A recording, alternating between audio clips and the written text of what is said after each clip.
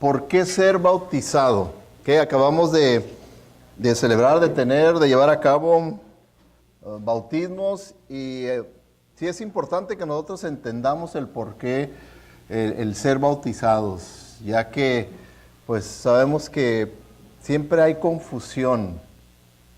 Es muy cierto, todas las personas me preguntan, pero pastor, pues hay mucha confusión, todas las iglesias dicen tener la verdad y todos dicen cosas diferentes.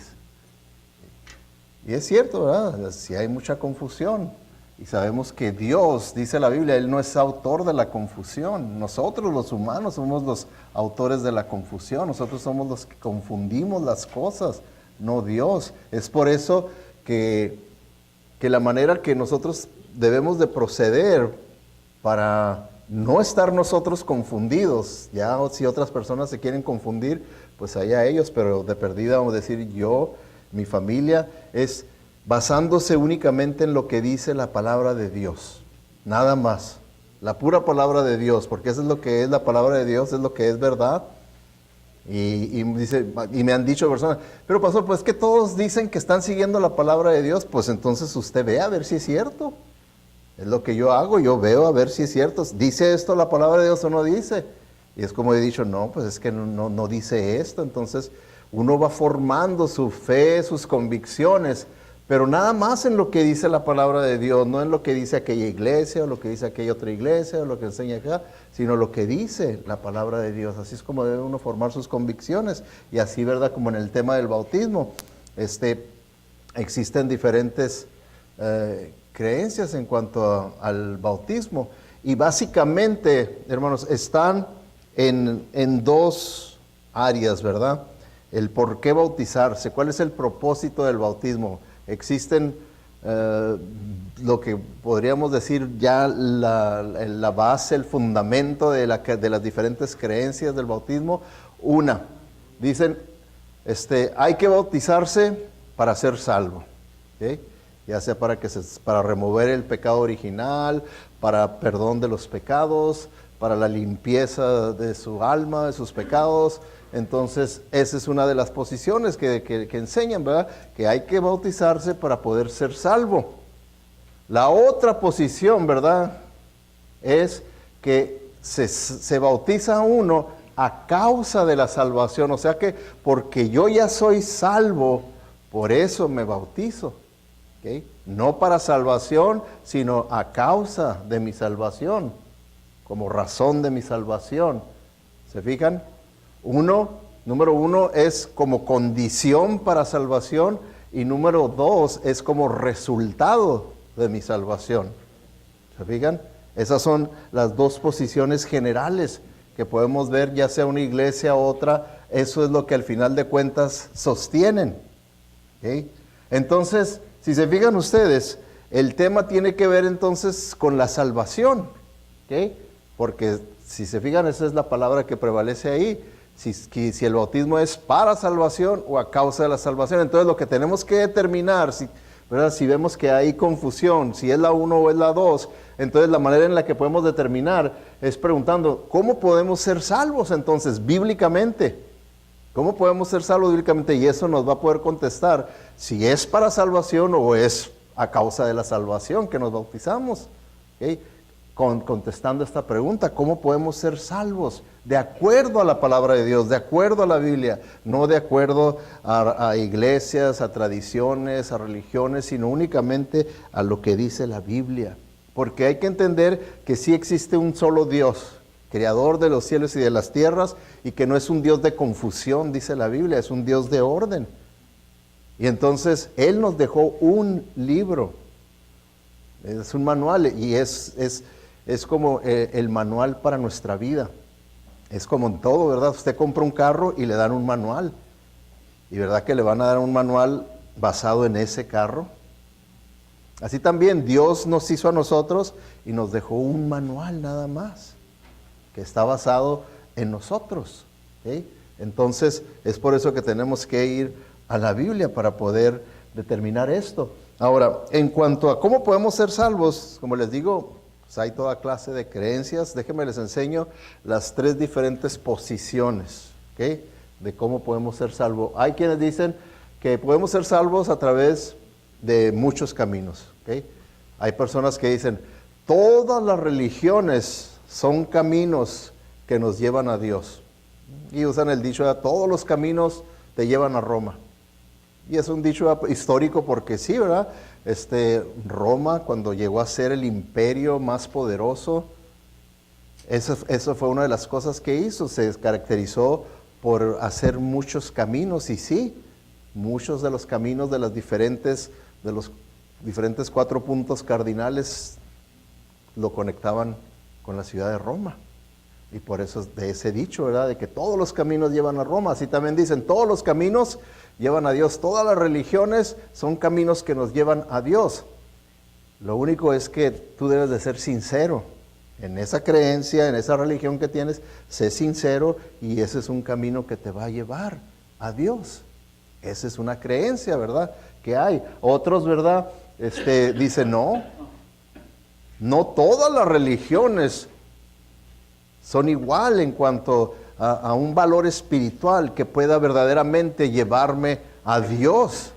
Porque hay religiones que de tiro a esta posición dicen, no califican para poder decir que son religiones válidas, que verdaderamente nos puedan llevar a Dios. Y hay quienes, como últimamente han puesto como ejemplo, dicen, ¿a poco esas personas que creen, como los terroristas, que creen de esa manera religiosamente, ¿a poco ese es un camino para salvación? Porque para ellos dicen así, ¿verdad? Que cuando uno se sacrifica como terrorista con una bomba, en realidad es un camino para irse al cielo, a la presencia de Dios. Entonces hay quienes dicen, no, hay pocos caminos, ¿okay? No todas las religiones tienen esa virtud de podernos verdaderamente llevar a la presencia de Dios. Ahora, existe otra tercera posición, y esa tercera posición es la que dicen que no, ni hay muchos caminos, ni hay pocos caminos, hay un solo camino. Hay un solo camino. ¿Okay? Y es ahí, ¿verdad?, donde tenemos que ver qué es lo que dice la Biblia. Y como les digo, hay un solo Dios, ¿verdad? Creador de los cielos y la tierra. Y no es un Dios de confusión, es un solo Dios. Y cuando nosotros vemos la Biblia dice que ese único Dios tiene un solo camino para la salvación, una sola manera de ser salvo. ¿Okay? Porque Dios no nos va a confundir diciéndonos por allá una cosa y por allá otra cosa y por allá otra cosa. Eso es producto nuestro de los hombres, producto del enemigo de nuestras almas, que produce la confusión, porque nosotros conocemos que el enemigo de nuestras almas se le conoce como el engañador, el mentiroso, y eso es lo que hace, para engañarnos y desviarnos de la única verdad que Dios nos dejó. Es como si usted tiene un carro Toyota 2000 y se le descompone, y yo le digo, mira, aquí está mi manual de mi Chevrolet 2000, arréglalo con eso. ¿Lo va a poder arreglar? No, va a tener que ser nada más, hay un solo manual para ese vehículo. Para nosotros también los humanos hay un solo manual que Dios nos dejó, la Biblia, la palabra de Dios. Y ahí es donde está la única verdad para la salvación de nuestra alma, en la Biblia. Entonces, vemos, ¿verdad?, que Dios nos presenta algo muy diferente a como nosotros, los humanos, a veces en nuestras intenciones bondadosas queremos presentarnos hasta como más bondadoso que Dios, pero no, nosotros tenemos que mantenernos nada más en lo que Dios dice. Y Dios dice, ¿verdad?, que hay un solo camino, porque hay un solo Salvador. Si hubiera muchos caminos para ser salvo, entonces, ¿para qué el sacrificio de Jesucristo? ¿Para qué ese gran sacrificio que tuvo Él?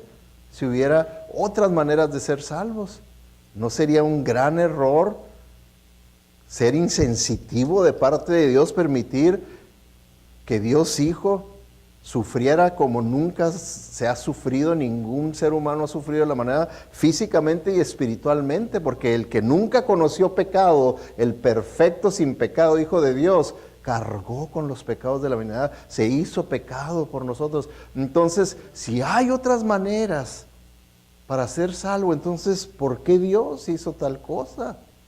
Pero no, es porque hay un solo Salvador nada más. Hay un solo camino. Por eso Jesucristo dijo, yo soy el camino, yo soy la verdad y yo soy la vida, y nadie viene al Padre sino a través de mí únicamente. Así fue como lo presentó Él. Claro que nosotros, como les digo, nos inventamos caminos, como por ejemplo, el camino de la religión. El camino de la religión. Es un camino muy común que todos, en todo el mundo, yo lo veo, ¿verdad? Cuando a las personas les hablo acerca del Evangelio y les quiero presentar lo que dice la Biblia, lo que dice Jesucristo, me dicen, mire pastor, yo tengo mi religión. Gracias, pero no muchas gracias. O sea que no quieren o escuchar, no quieren que les explique qué dice la Biblia, porque ellos se sienten seguros de que yo estoy bien, yo ya tengo mi religión. Entonces es una manera que las personas consideran que ese es su camino para estar bien con Dios, para salvación. Mi religión que yo tengo ya es una religión que tal vez viene ya por herencia, por tradición, y aquí yo me voy a quedar. Así me han dicho, mire pastor, yo me voy a morir en la religión de mis padres y punto. Pero ¿qué dice la Biblia, verdad? ¿Qué es la religión? Déjenme les explico lo que es la religión, la definición de la religión. La religión es el intento del hombre de ponerse en correcta relación con Dios por sus propios esfuerzos humanos. Eso es lo que es la religión. Cuando uno quiere de su propia voluntad, de su propia bondad, con sus propias buenas obras, con su obediencia a su iglesia, a su religión, tratar de estar bien con Dios. Ese es el camino de la religión. ¿Okay? Es el camino de la religión. Y si ustedes saben, ¿verdad? Cuando Jesucristo vino, ¿quiénes fueron sus peores enemigos? Los religiosos. Los religiosos fueron sus peores enemigos. Fueron los que al final de cuentas, con mentiras, con acusaciones falsas, lo llevaron a que los romanos lo crucificaran. Entonces, eso es lo que es la religión, el intento del hombre de ponerse en correcta relación con Dios. ¿Okay? Entonces, a través de sus propios esfuerzos, a esto, ¿verdad? A la religión es lo que básicamente le llamamos el buenas obras. El que usted sea una buena persona, usted trate de hacer buenas obras. Y pues Dios, ven a Dios, ¿verdad? Como que Él tiene una escala, una báscula, en la que por un lado entran las buenas obras, por el otro lado nuestros pecados, nuestras malas obras, y al final de cuentas, ¿verdad? Decimos, no, pues que pese más las buenas obras, y si pesa más, es que estamos pesados, ¿verdad? Entonces ya podemos entrar al reino de los cielos, porque tenemos más buenas obras que malas obras. Esa es la idea. Y con las buenas obras, pues, ¿verdad? Como dentro de nuestro contexto prevalece, ¿verdad? Pensar, no, pues con que sigamos los 10 mandamientos, qué hermosa regla tan hermosa nos dejó Dios. Si nosotros seguimos esos 10 mandamientos, porque si se fijan ustedes, la mitad de los 10 mandamientos tiene que ver con nuestra relación con Dios, y la otra mitad de los 10 mandamientos tienen que ver con nuestra relación con el prójimo, que es lo que Jesucristo fue como Él resumió todo lo que era la enseñanza de la Biblia. Cuando le preguntaron qué era el mandamiento más importante, dijo, amar a Dios por sobre todo y amar al prójimo como a ti mismo. ¿Okay? Ahí están los 10 mandamientos, ¿verdad? Resumidos. Entonces una persona puede decir, con que uno viva los 10 mandamientos, ya con eso, pues va a haber más peso en la balanza, y Dios, que es un Dios de amor, pues por supuesto que te va a tener que aceptar, porque te ganaste la salvación. Eso es lo que es la religión, con tus propios esfuerzos humanos te ganas la salvación. Y otra vez volvemos, y fijamos, usando la lógica bíblica y humana, decimos, bueno, y entonces ¿para qué tanto sacrificio de Jesucristo si uno se la gana? No más pongas a pensar cómo es contradictorio eso. ¿Para qué Jesucristo tuvo que pasar por todo eso si uno se puede ganar la salvación con buenas obras? Aquí tiene que haber una contradicción, y esa es una contradicción. ¿Ok? Y eso es por lo que vemos, ¿verdad? Que el camino de las buenas obras no es lo que enseña la Biblia. El pensar que porque yo me esfuerce por tratar de seguir los 10 mandamientos, la regla de oro, enseñanza de que ya con eso voy a estar bien con Dios. No, porque tenemos que entender cuál es el propósito de los 10 mandamientos, cuál es el propósito de las leyes que Dios nos dejó. ¿Qué propósito tenían?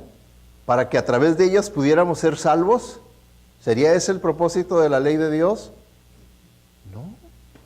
¿Por qué? Una vez volvemos a lo mismo. Si la ley de Dios tuviera poder para salvarnos, entonces ¿para qué sacrificar a Jesucristo?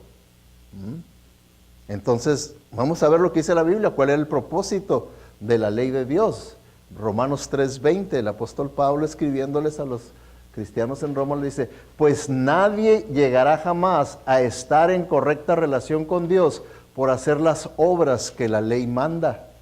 La ley sencillamente nos enseña lo pecadores que somos. O sea que el propósito de la ley no era un medio para salvación, sino que era un medio para hacernos ver que somos pecadores. Porque, dígame usted, nomás considerando los 10 mandamientos, ¿los puede usted guardar, obedecerlos, no quebrantar ni uno en un solo día? ¿Podrá usted en un solo día no quebrar ni uno de esos mandamientos? No, lo quiebra ahora 2, 3, mañana 1, 2, siguiente día 3, 4, y ahí nos la vamos a llevar todos los días, quebrando. Entonces, y verdad que la ley no lo salva. Si usted le están dando tickets porque está pasándose las leyes de tráfico y le están dando tickets, ¿usted cree que cuando se le acumulen todos los tickets, cuando vaya a la corte le van a decir, oye, ¿y qué tan bueno has sido? ¿Qué cosas buenas has hecho? A ver, vamos a ver aquí en la balanza cómo andas, ¿verdad? No, el juez va a decir, mira todo lo que tienes aquí, son $1,000,000 lo que debes o prisión de por vida. Digo, algo así similar. Pero Cristo como Salvador, la idea es que Él vino y pagó todos sus tickets. Él los pagó todos sus tickets. Ninguna iglesia, ninguna religión hizo eso en la cruz. Jesucristo es el que hizo eso. Entonces, la ley únicamente lo que hace es ajusticiarnos, no salvarnos.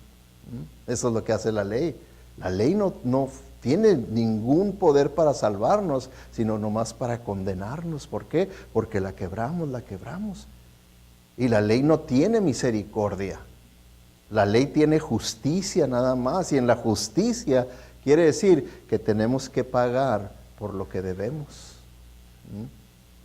No tiene justicia, no tiene misericordia. ¿Okay?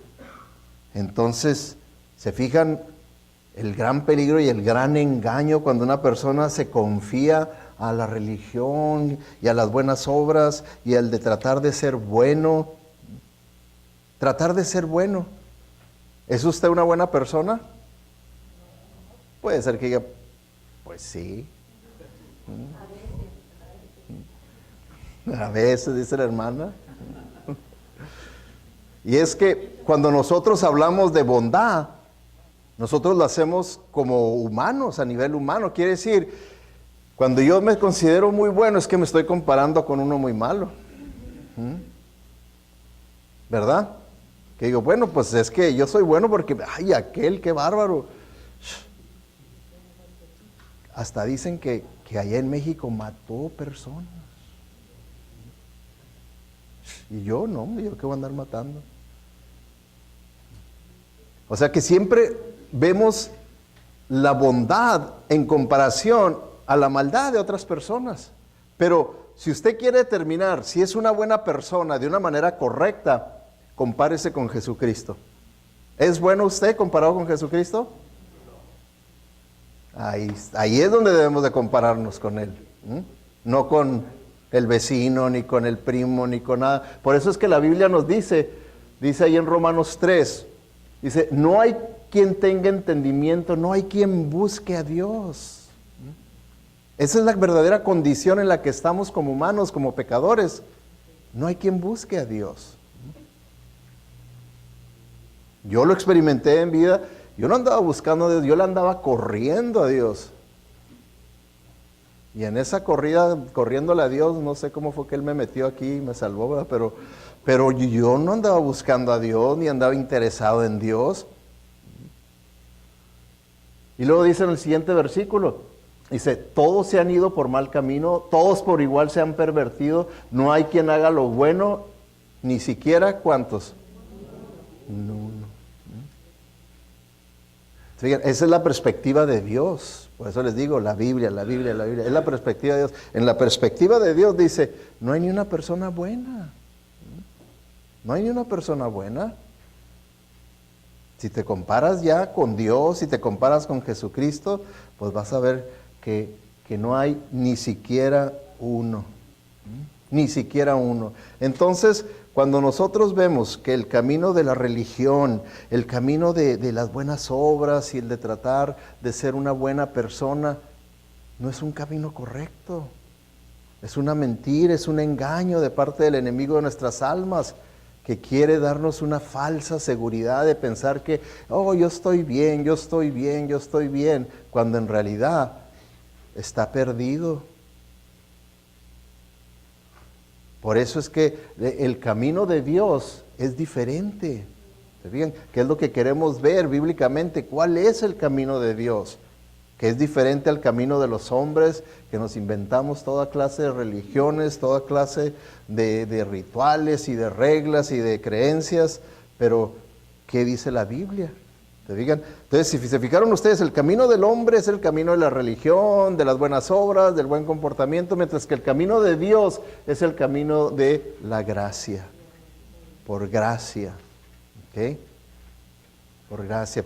Porque eso es lo que debe ser como quien dice, como un acto de caridad de parte de Dios. ¿Por qué? Porque vimos nosotros en la palabra que dice que no hay quien busque a Dios, no hay quien haga lo bueno, todos estamos descarriados, vamos por un mal camino. Entonces Dios tiene que venir como un buen pastor y poder dirigirnos por un camino correcto. Es por eso que no es por casualidad que usted está aquí en este día, no es casualidad. Dios, en su bondad y en su misericordia, ha puesto las circunstancias de la vida de una manera para traerlo aquí y que escuche el verdadero camino de la salvación. Eso es de bueno, eso es la gracia de Dios. Dios en su gracia manejó las circunstancias de la vida para que usted escuche el Evangelio. Y la palabra Evangelio quiere decir las buenas noticias de salvación, que son buenas.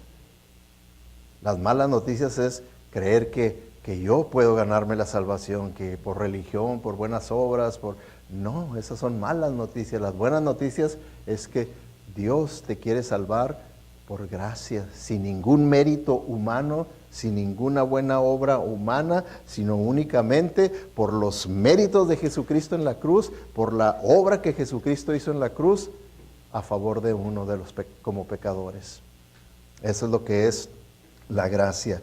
Por eso es que dice en Efesios 2, dice, Dios los salvó. Aquí el apóstol Pablo está escribiéndole a los cristianos en Éfeso, que les está recordando cómo fue es que ellos fueron salvos. ¿Por qué? Porque había un grupo de falsos maestros que estaban introduciendo enseñanzas, ya desde entonces, desde que estaban los apóstoles, ya había falsos maestros que venían con enseñanzas que no eran las correctas, que no eran las bíblicas, no eran las de Dios. Y estos judaizantes, como ahora les conocemos a ellos, querían revolverle, decían, no, tienes que seguir la ley de Moisés y le agregas también fe en Jesucristo y vas a ser salvo. O sea, una combinación de fe en Jesucristo y buenas obras. Seguir la ley. Entonces, Pablo les escribe y les recuerda, no, Dios los salvó por su gracia, no por las obras humanas de ustedes, por su gracia, cuando creyeron, cuando ustedes depositaron su fe en Jesucristo, cuando creyeron que Jesucristo es el único que los puede salvar. Dice, ustedes no tienen ningún mérito en esto, es un regalo de Dios. O sea, al decir no hay ningún mérito de parte de ustedes, no es porque ustedes hayan hecho algo, nada, no es por nada de ninguna obra de ustedes. Versículo 9 dice, la salvación no es un premio por las cosas buenas que hayamos hecho, así que ninguno de nosotros puede jactarse de ser salvo. No hay lugar para sentirse orgulloso de que yo soy salvo, porque no, es con humildad decir, hijo, cómo ha sido Dios bueno y misericordioso conmigo, porque Él me llamó, me convenció, me salvó, me perdonó, y toda la honra y la gloria es para Dios. Esa es la salvación por la gracia. Y por eso es que Pablo dice aquí, no hay lugar para que podamos jactarnos de ser salvos, para nada. ¿Okay? Es por eso que ese es el camino de Dios, que es por la gracia. Por gracia son salvos por medio de la fe en Jesucristo. Entonces tiene que ser fe en Jesucristo, confiar en lo que Cristo hizo, nada más en Jesucristo, no en una religión, no en una iglesia, no, en Jesucristo. ¿Por qué? Porque eso fue lo que le dijo Él, lo que les mencioné. Jesús les contestó, yo soy el camino, la verdad y la vida. Nadie puede ir al Padre si no es por medio de mí. ¿Okay? En Juan 14:6. Entonces tiene que ser en Jesucristo, no en religiones, no en buenas obras, nada. Yo no puedo confiar en una iglesia. Esta iglesia no me puede salvar, no lo puede salvar usted, porque esta iglesia no murió en la cruz. Esta iglesia no es el medio de salvación, es una persona real, histórica, verdadera, que sí verdaderamente vivió una vida perfecta, fue a la cruz para pagar por nuestras multas, por nuestros pecados, para que todo aquel que en Él crea, entonces todos sus multas, sus pecados quedan perdonados, quedan limpios de pecado por su gracia, no por sus buenas obras suyas, por su gracia de Él le da ese regalo, porque Él es el único camino, Él es el único que puede salvarlo. Entonces, ya queda claro, ¿verdad? Veíamos, ¿verdad?, que, pues, ¿por qué ser bautizado? ¿Okay? Entonces, decíamos, ¿para salvación o a causa de la salvación? Y entramos a meditar. Entonces, ¿cómo podemos ser salvos? Muchos caminos, pocos caminos, un solo camino. Vemos que hay un solo camino para ser salvo. Entonces, ¿verdad que en lo que vimos no dice que el bautismo salva? Es Jesucristo el que nos salva. Es Jesucristo es el que nos salva. No es ningún ritual, no es ninguna iglesia, no es ninguna buena obra que yo pueda hacer, porque podemos ver hasta como el bautismo como una buena obra, decir, no, pues yo voy a hacer algo bueno, me voy a bautizar para ser salvo. No, la Biblia no enseña eso. Es Jesucristo, es el único que salva. Entonces, por eso ahora, entonces, ¿qué es el bautismo? ¿Qué es el bautismo? Tiene su significado, ¿verdad? Es un acto simbólico, y lo primero que tenemos que ver que el bautismo es un testimonio público de nuestra salvación por la sola gracia de Dios. ¿Okay? La persona que se bautiza es la persona que está dando testimonio público de decir, yo ya soy salvo, no por mis méritos personales, porque ustedes pueden ver que yo sigo siendo un pecador. Ustedes pueden ver, cuando yo me bauticé, no tenía ninguna aureola aquí, aunque ahora parece que tengo, pero no es eso. Sigue siendo un pecador, pero un pecador perdonado y salvado por la gracia de Dios. Y es por eso que estoy dando testimonio público de que Dios en su misericordia me alcanzó, yo que le andaba corriendo, dice que Él vino a buscar y a salvar al perdido. Yo estaba perdido y Él me buscó, me alcanzó, me salvó, y por eso me bautizo, para dar testimonio público de su gracia salvadora en mi vida. Y es por eso que me bautizo. En segundo lugar, el bautismo es una realidad proclamada simbólicamente. ¿Okay? Es una realidad proclamada simbólicamente. Bien importante este punto, porque eso es por eso que bautizamos, como la Biblia manda, ¿verdad? Muchas iglesias, ¿verdad?, la manera que ellos dicen que bautizan, pues ponen a la gente enfrente y pasan, ¿verdad?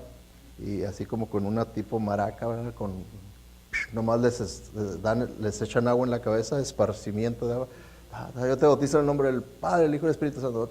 Y les echan agua. Pero nosotros no lo hacemos así, ¿verdad? Porque como les digo, hay que seguir lo que dice la Biblia. Es la palabra de Dios. Jesucristo nos dio ejemplo, ¿verdad que no lo bautizaron así a Él?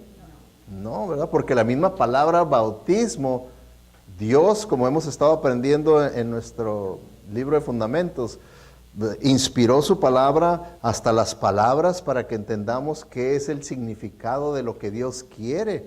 Y la palabra bautismo en realidad es una palabra griega, baptizo, que quiere decir sumergir en agua. Si fuera aspersión nada más, hay otra palabra en el griego que pudo haber usado Dios, es raptizo, pero usó baptizo, que es sumersión. Y así es como vemos que fue Jesucristo y todos a los que eran bautizados eran sumergidos en agua. ¿Por qué? Porque tiene un mensaje simbólico el bautismo. Y este es el mensaje simbólico. Fíjense en Colosenses 2:12 dice, porque en el bautismo vemos cómo su antigua naturaleza pecadora murió con Cristo y fue sepultado con Él. Y entonces resucitó con Él a una nueva vida. Porque confiaste en la palabra de Dios poderoso que resucitó a Cristo de entre los muertos. ¿Okay? Entonces, ¿se fijan ustedes lo simbólico que tiene el bautismo que está diciendo aquí? Dice, en el bautismo estamos dando un testimonio público de lo que sucedió espiritualmente en mi vida. Cuando yo me arrepentí, cuando yo le entregué mi vida a Jesucristo, cuando yo le pedí que entrara a mi vida y me perdonara, me limpiara y me diera una vida nueva, dice, eso fue lo que pasó. Tú moriste con Cristo, fuiste sepultado y resucitado. Y en el bautismo es lo que hacemos, porque cuando estamos en el bautisterio es como si nosotros hubiéramos sido crucificados juntamente con Cristo. Y luego cuando uno es sumergido en el agua, es como si yo hubiera sido sepultado juntamente con Cristo. Sale del agua como si yo hubiera resucitado juntamente con Cristo Jesús. ¿Okay? Entonces, tiene un mensaje simbólico de lo que ya sucedió en mi vida espiritualmente cuando yo me arrepentí y recibí por fe a Jesucristo como mi Señor y Salvador. Eso pasó, es algo que es invisible, espiritual, no se puede ver, pero en el bautismo lo dramatizo, lo hago visible, lo ilustro. ¿Okay? Eso es lo que es el bautismo, esa ilustración de lo que fue mi conversión en Jesucristo. ¿Okay? Y número 3, hermanos, el bautismo es un testimonio público de nuestra membresía en la familia de Dios. O sea que quiere decir que ahora yo ya pertenezco a una familia, la familia de Dios. Por eso en Santiago dice, y fue un día feliz para Él, ¿verdad? Para el Señor, cuando Él, el Señor, nos dio una nueva vida a través de la verdad de su palabra y nos convertimos, por así decirlo, en los primeros hijos de su nueva familia. ¿Por qué creen que cuando una persona se convierte, nos decimos hermano, hermana? Porque entramos a la familia de Dios. Dios es nuestro Padre y nosotros, los que hemos tenido esa experiencia del nuevo nacimiento, pues verdaderamente no nomás es que sea un título religioso, sino porque tenemos que verlo como una realidad. Somos hermanos y hermanas en la fe. Porque eso es lo que dice la palabra de Dios. Nos venimos a formar parte de la familia de Dios. Ahora, en Hechos 2:41, que era en el comienzo de la iglesia, dice, así pues, los que recibieron su mensaje fueron bautizados y aquel día se unieron a la iglesia unas 3,000 personas. O sea que a través del bautismo nosotros llegamos a formar parte de la membresía de una iglesia local. Si ustedes se darán cuenta, hay muchas personas que piensan, yo no creo en la iglesia organizada o en la religión organizada, yo no creo en iglesia. Yo soy cristiano, pero yo no me gusta ir a las iglesias. Ahí hay muchos hipócritas, ahí hay manipulación, ahí le quieren quitar uno el dinero, ahí esto, bueno, una listota de acusaciones, ¿verdad? Y hacen ver como si la iglesia local no fuera obra de Dios. Cuando yo platicando con una persona que me decía eso, le digo, ¿qué crees tú que es el Nuevo Testamento? La mayor parte del Nuevo Testamento es la historia del establecimiento de las iglesias locales. Y todas las cartas fueron escritas a iglesias locales. A la iglesia que está en Corinto tenía una dirección esa iglesia, por eso pudo llegar esa carta a los corintios, la iglesia a los filipenses, la iglesia de los éfesos, a la iglesia de los tesalónica, a la iglesia en Roma. Eran iglesias locales que los apóstoles establecieron. Si los apóstoles, siendo tan espirituales y tan sabios y tan conocedores de la palabra de Dios, supieran que la iglesia local no tiene lugar en los planes de Dios, ¿para qué las establecieron? No, las establecieron porque es parte del plan de Dios y de la voluntad de Dios. Las iglesias locales, para que podamos venir aquí a escuchar, a aprender, a ser salvos, a servir a Dios, a alcanzar a otros con el evangelio, que quiere decir las buenas noticias de salvación. Para eso lo estableció. Para eso lo estableció. Entonces, a través del bautismo uno viene a formar parte de la iglesia local de Jesucristo. ¿Okay? Vamos a terminar, hermanos. Quiero enseñarles este diagrama que nos ayuda a que podamos ver, ¿verdad?, lo que es el camino de la salvación y la evidencia de que uno es salvo. ¿Okay? La evidencia de que uno es salvo. De acuerdo a la Biblia, primeramente, el primer paso del proceso es el oír. Ahí número 1. La Biblia dice, por el oír la palabra de Dios viene la fe. La fe viene al oír la palabra de Dios. ¿Okay? Una persona para que pueda venir a ser salvo necesita escuchar la palabra de Dios, necesita entender la verdad de Dios. ¿Okay? Porque la Biblia dice que la fe viene al oír la palabra de Dios. Uno va, así yo lo experimenté en mi vida. Fui a la iglesia y escuché la palabra de Dios y Dios me avanzó un poquito más en el proceso de poderme salvar. Me avanzó un poquito más cuando escuché y pues tuve conflicto ahí. Ay, ¿cómo está esto y por acá? Y bueno, lo bueno es que no tan solo oí yo la palabra de Dios los domingos, sino que aquello me impactó. Y pues yo quería saber más, ¿verdad? A ver qué tan cierto era todo eso. Y entonces el pastor me recomendó un libro que se llama Más que un carpintero, More Than a Carpenter, Más que un carpintero, donde habla y se presenta a Jesucristo más que un ser humano, más que un ser histórico que era un carpintero, sino que era verdaderamente Dios encarnado, Salvador del mundo. Entonces, pues yo estaba escuchando y oyendo más de la palabra de Dios, explicaciones, y lunes y martes y miércoles, y pues el Señor me fue produciendo en mí, al oír, el creer, ¿verdad? Porque el siguiente paso es creer. Fui poco a poco creyendo más y creyendo más, porque llega un momento en que ya tenemos nosotros una fe salvadora, una creencia que verdaderamente me hace a mí que yo pueda abrazar a Jesucristo como mi Señor y Salvador. Que yo ya no confíe más en religión, ya no confíe más en mis propias creencias, en mis propias obras, en mis tradiciones, no, sino que yo ya puedo desechar ese orgullo, porque todo eso está siendo fortalecido por el orgullo, decir, no, pero ¿cómo voy a reconocer yo que he estado mal y que para acá? Y yo así luché con ese orgullo, ¿verdad?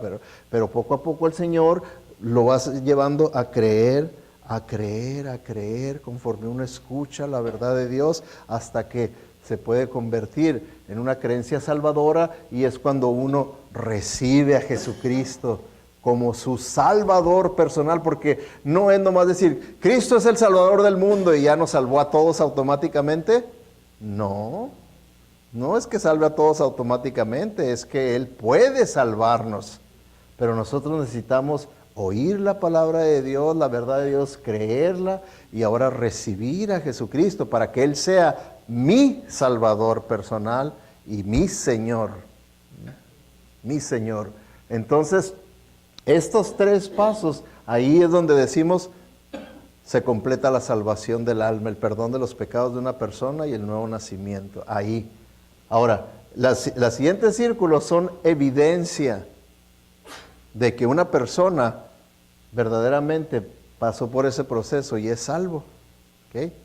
Ahora, en los tiempos bíblicos del Nuevo Testamento, hermanos, tenemos que entender que eran circunstancias diferentes a las nuestras. ¿Okay? Como por ejemplo, en los tiempos bíblicos, que una persona llegara al punto número 3 y se bautizara, ¿había un precio que pagar por bautizarse? Como por ejemplo, nosotros en nuestros días, las personas que se bautizan, ¿hay un precio que van a pagar? Puede ser que se rían de ellos, se burlen de ellos, puede ser que los critique su familia, puede ser que hasta los rechacen, ¿verdad? Cosas así pueden suceder para una persona que como quien dice, como mi abuelita me dijo, ¿verdad? Ya rechazaste la religión, bueno, cosas así, acusaciones, pero en aquel entonces, hermanos, evidencia de la salvación, lo veían fuertemente el bautismo. ¿Por qué? Porque la persona que se bautizaba sabía que había un precio muy alto que pagar, que podía ser hasta la muerte. Y muchos murieron por su fe. Cosa mínima, ¿verdad? En aquel entonces es que la historia secular nos dice que perdían sus trabajos. Porque las personas con las que te decían, ay, ahora ya eres parte de esa secta del camino, les decían los del camino, eres parte de esa secta del camino. Aquí no hay trabajo para ti, vámonos. Perdían trabajo. Y luego cuando venía Roma en contra, porque los veían como un peligro que estaba creciendo, decía, y luego dicen que tienen un rey y que él va a venir y va a reinar. Entonces los veían como un peligro a este nuevo grupo, los cristianos, los veían como decir, no podemos permitir que tanta gente que está agregándose y añadiéndose. Entonces empezaron la persecución, y parte de la persecución eran que los llevaban al circo romano a ser devorados por las fieras, y sabían que al bautizarse, al ellos estar reconociéndose públicamente como cristianos, les podía costar la vida. Y era algo horrible, hermanos, porque eso es lo que es el terrorismo. El terrorismo es aterrorizar a una persona de tal manera que los demás digan, no, yo no. Porque ¿saben qué hacían? Llevaban a toda la familia allá al circo. Y primeramente que el padre y la madre vieran cómo las fieras devoraban a sus hijos. Primero. Y luego que él viera cómo devoraban a la esposa. Y luego seguía a él. ¿Se bautizaría usted si eso le costara? Esa era fe, ¿se fijan? Eso es creer. ¿Se fijan? Evidencia de salvación. De una fe, de convicción. Y luego, miembro de la iglesia. O sea que formaban parte de la iglesia, se bautizaban y formaban parte de la iglesia. Como vimos, dice, y los que escucharon la palabra de Dios y creyeron, se bautizaron y se añadieron a la iglesia como 3,000 personas, ¿verdad? Miembros de la iglesia, porque ahora a través de la iglesia ellos iban a alcanzar a otros para que fueran salvos, servir a Dios, de ser evidencia de que había habido una verdadera conversión, porque estaban arriesgando hasta su vida. Y luego la última evidencia de salvación es que la persona continúa viviendo en obediencia a Cristo, obediencia a la palabra de Dios, obediencia, obediencia, cueste lo que cueste. Cueste lo que cueste, obediencia, obediencia, obediencia.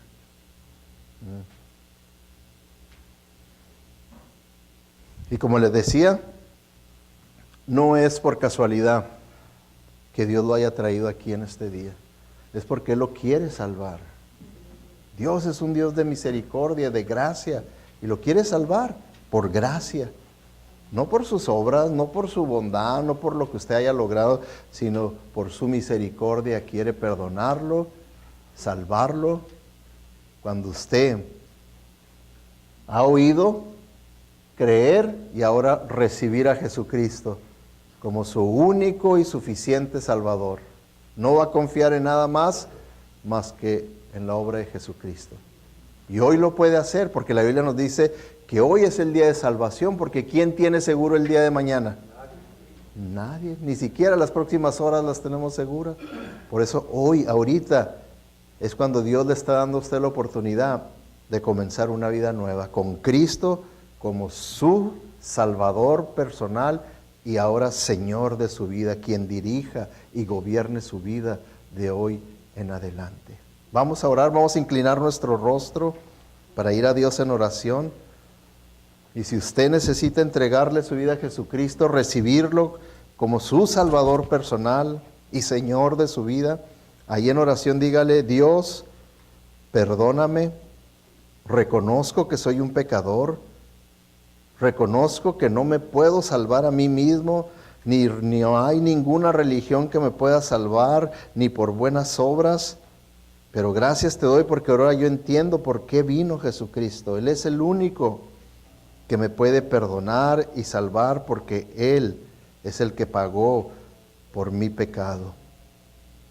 Y ahora yo abro las puertas de mi corazón, de mi vida, para recibirlo a Él como mi Salvador personal y Señor de mi vida. Lléname con tu Santo Espíritu para que de hoy en adelante yo tenga el poder tuyo para poder vencer el pecado en mi vida, el que yo pueda obedecerte a ti, no importa cuál sea el costo de obedecerte a ti, que para mí sea mi gozo y mi prioridad honrarte y glorificarte a ti. Te recibo por fe como mi Salvador personal. Si usted acaba de hacer esta oración de arrepentimiento y de fe para Jesucristo, ahí donde está, levante su mano y diga, ahí nomás al levantar su mano, la levanta y la baja, es una manera de decir, sí, yo acabo de entregarle mi vida a Cristo. Dios le bendiga. Alguien más que acaba de tomar este paso, alguien más. Si usted siente una lucha interna, es porque el Espíritu Santo lo está llamando. Es preferible que deje que le gane Dios en esta lucha a que usted le gane a Dios, porque usted va a salir perdiendo. Pero usted sale ganando cuando deja que Dios triunfe ahí en su voluntad. Ceda a Dios y diga, sí, yo le entrego mi vida a Jesucristo, levantando su mano y bajándola. ¿Habrá alguien más? Padre Celestial, estamos agradecidos, Señor, por tu gracia y tu misericordia que tú has obrado en la vida de ahora mi hermano en Cristo, que acaba de abrir su corazón, acaba de entregar su vida a Jesucristo para que sea Jesucristo su único y suficiente Salvador de su vida. Gracias, Señor, porque sabemos que tú en tu gracia eres el que has obrado esto en su conciencia, en su corazón y en su mente, Señor, y pedimos para que Él pueda continuar así como tú quieres, Señor, en obediencia a ti, tomando los pasos necesarios para crecer en la gracia y el conocimiento de nuestro Señor Jesucristo.